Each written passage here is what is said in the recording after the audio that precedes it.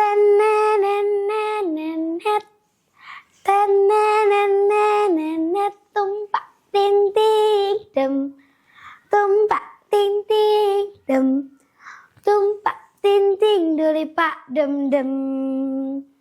Perkenalkan, nama saya Fazila, asal dari Kota Kuningan. Akan membawakan sebuah cerita legenda ikan dewa Cibulan. Assalamualaikum warahmatullahi wabarakatuh. Sampurasun. Kisah yang akan saya bawakan ini diambil dari buku Kumpulan Cerita Rakyat Kabupaten Kuningan yang ditulis oleh Kak Nur Danila dan teman-teman. Buku ini diterbitkan oleh Pojok Publisher. Selamat mendengarkan. Prabu Siliwangi, raja yang bijaksana. Bumi Pasundan, tentram dan sejahtera. Rakyat mencinta dan taat setia pada titah Sang Prabu mulia. Namun tak semua prajurit patuh pada titah Sang Prabu. Ada juga yang berbuat semena-mena pada rakyatnya. Hingga suatu ketika ada seorang kepala desa yang mengadu. Ampun Paduka, para prajurit Siliwangi berpesta di desa kami. Dan itu sangat membuat resah desa kami. Apa saja yang telah mereka lakukan? Mereka membuat kegaduhan dan mereka merampas barang-barang. Juga mereka merusak lumbung kami. Dan sekarang mereka sedang berpesta di dekat Sumur Tujuh yang merupakan sumber kehidupan desa kami. Tak kusangka para prajuritku berbuat semena-mena. Tenang saja, akan aku bereskan. Kembalilah Pak, akan aku carikan seorang utusan untuk membawa para prajurit kembali dari desa kalian. Akhirnya sang kepala desa pun tenang karena sudah ada seorang utusan yang membawa surat resmi dari Prabu Siliwangi. Dan sesampainya di desa tersebut, benar saja terdengar suara kegaduhan dari dekat hutan. Ternyata itu para prajurit yang sedang berpesta pora. Melihat itu, sang utusan segera menghentikan pesta tersebut. Hentikan pesta ini. Tapi para prajurit tak mengindahkannya. Mereka hanya menertawakan dan lanjut berpesta. Akhirnya sang utusan pun kembali ke istana dan melaporkan semuanya pada Prabu Siliwangi.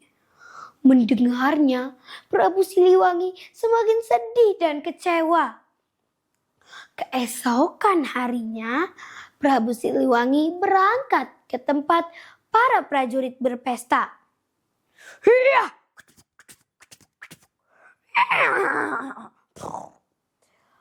Sesampainya di sana, hari telah menjelang senja.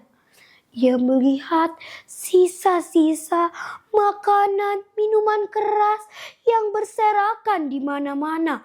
Serta para prajurit yang tidur bergeletakan di mana-mana. Mereka kelelahan karena telah berpesta dan mabuk-mabukan. Para prajurit tersentak kaget melihat kehadiran Prabu Siliwangi berdiri di hadapannya. Jadi ini yang kalian lakukan di belakangku. Maaf, ampuni kami Prabu, maafkan kami. Kalian adalah orang-orang terpilih. Seharusnya kalian itu melindungi, bukan menzalimi. Maafkan kami, Prabu. Maafkan kami. Jangan hukum kami. Karena kalian senang tinggal di hutan ini, maka tinggallah kalian di hutan ini selamanya.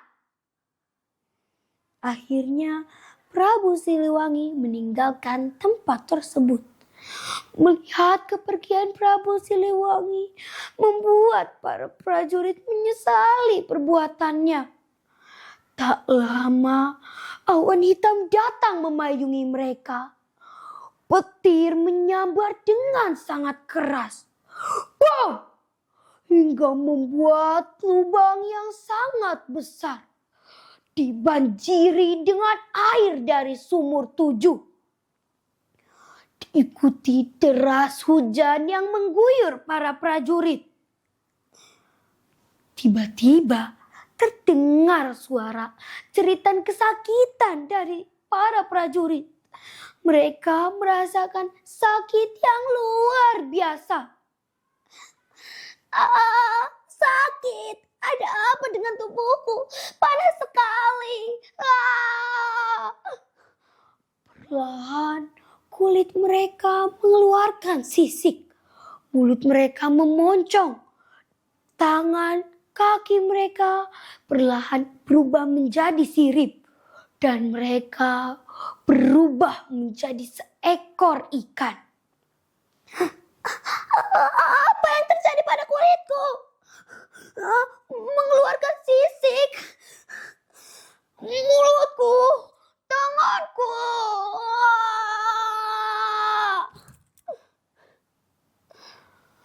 Aduh Gusti yang Maha Suci, kami menyesali nasihatnya kini terngiang. Andai waktu bisa kuulang, bersimpu padanya, mohon pengampunan.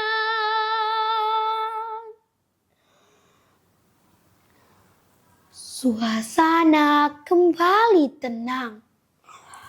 Awan hitam mulai menghilang, digantikan dengan bulan yang bulat sempurna. Terlihat para warga berdatangan.